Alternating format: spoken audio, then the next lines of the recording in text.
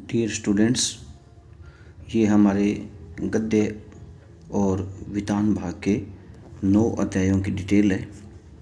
इसमें से एक प्रश्न अवश्य ही आता है। आपसे लेखक का नाम, विधा का नाम, रचना का नाम और उसके संग्रह में से हमारे से एक प्रश्न पूछा जाता है। सबसे पहले देखा जाए तो जैसे हमारे गद्य के 6 अध्याय हैं, उन 6 अध्यायों में से हमारे सामने बोर्ड में देखा जाए तो 3 प्रश्न अच्छे बनते हैं। सबसे पहले जो ये है महादेव वर्मा का जो हमारा लेसन है, उसमें भक्तिन उसकी रचना का नाम है, विधा उसकी संस्मरणात्मक रेखा चित्र है और विशेष संग्रह है स्मृति की रेखाएं।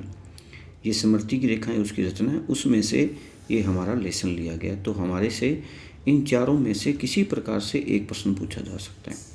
उसी प्रकार से हमारा दूसरा लेसन है बाजार, जनेंद्र कुमार का है बाजार दर्शन। इसकी विधा जो है निबंध है, इसमें आगे कोई विशेष संग्रह का कुछ भी नहीं है। तो इसमें से सीधा सही इन तीनों में से कोई एक दे के हमारे से दूसरा पूछा जा सकता है। उसके बाद लेसन आता है धर्मवीर भारती और इसकी जो रचना है वो है काले मेघा पानी दे और इसकी जो विधा है संस्मरण है और इसमें कोई विशेष संग्रह इसका कुछ भी नहीं है। तो इन तीनों में से हमारे से कुछ भी पूछा जा सकता है। अगला जो चौथा लेसन है गद्य भाग का हमारा फणीश्वरनाथ रेणु की रचना है, पहलवान की ढोलक है और उसकी विधा है कहानी और इसका विशेष संग्रह नहीं है। इसमें से कहीं से तीनों में से हमारे से एक कोई भी कुछ भी पूछा जा सकता है।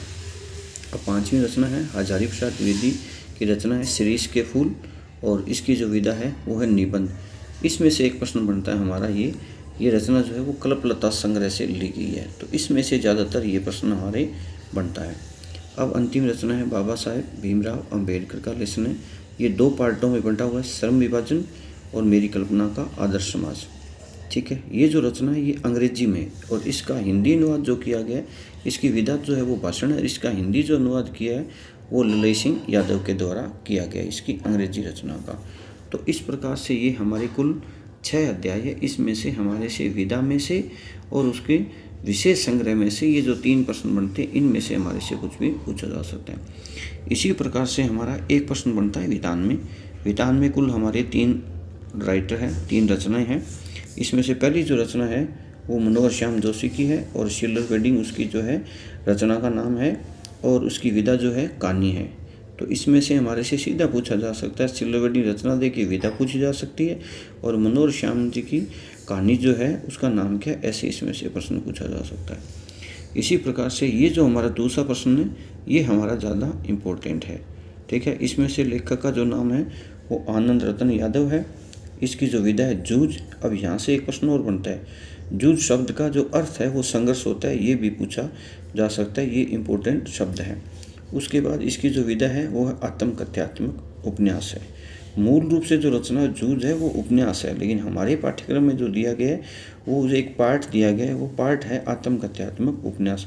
तो हमारे से इसमें पूछा जाए तो इसकी जो रचना है वो आत्मकथ्यात्मक उपन्यास है। ये जो रचना ये मराठी भाषा में है इनकी, और इसका हिंदी जो अनुवाद किया गया है वो केशव प्रथमवीर नाम से राइटर है, उनके द्वारा किया गया है।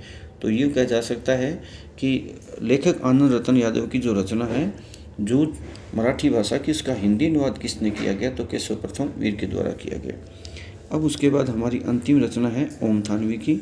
इसकी रचना का नाम है, राइटर जो है ओम थानवी, अतीत में दबे पाँव। ठीक है, और इसकी जो विधा है वो है यात्रा वृत्तांत।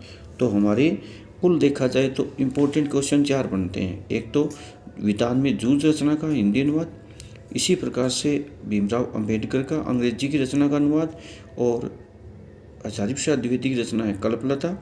ठीक है, ये इसका संग्रह और इसी प्रकार से भक्तिन की रचना स्मृति रेखा। तो यहाँ से हमारे ये 4 प्रश्न बनते हैं यदि डीपली दे तो, और अन्य यदि प्रश्न दिया जाए तो हमारे को वो इन पाठों में से विधा का या पाठ का नाम दे के पूछा जा सकता है।